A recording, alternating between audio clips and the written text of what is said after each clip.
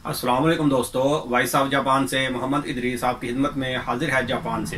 दोस्तों आज की वीडियो है जी जापान के विजिट वीज़े के हवाले से।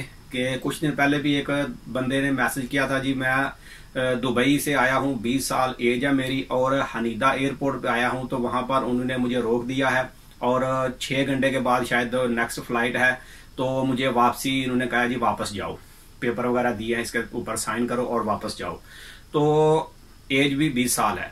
तो भाई यानी कि सिस्टम ये है कि ज़्यादा काफ़ी सारे लोगों को इसकी एंट्री वगैरह जो है वो थोड़ा मिलना मुश्किल होती है जापान की। और हनीदा एयरपोर्ट जो है ये वैसे भी थोड़ी सी स्ट्रिक्ट है।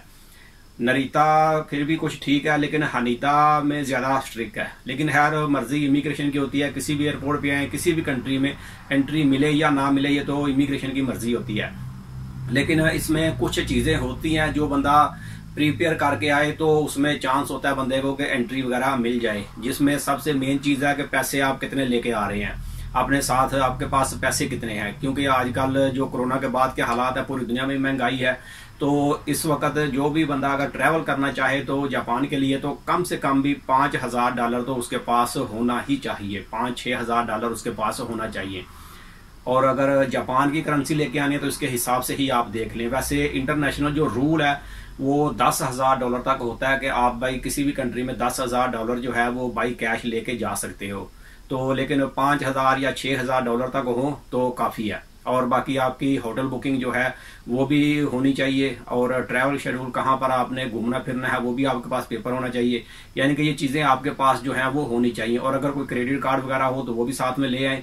तो यानी कि अगर एयरपोर्ट पे पूछें तो आप उनको बता सकते हैं। लेकिन वैसे भी अगर एज का जो मेरा ख्याल, जहां तक भाई एज की बात करें तो 25 साल या 28 साल तक जो है ना बंदा, उसको एंट्री मिलना थोड़ा सा मुश्किल है।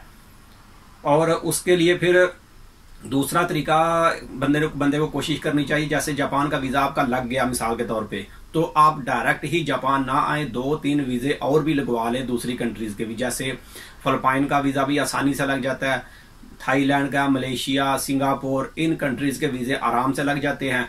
तो अगर दुबई वगैरह से भी बंदा आ रहा हो या पाकिस्तान से या इंडिया से कहीं से भी, तो ये वीजे आराम से लग जाते हैं, इजीली लग जाते हैं। और जापान का लगा हुआ हो तो बाकी कंट्रीज के वीजे तकरीबन ये आम नॉर्मली लग ही जाते हैं।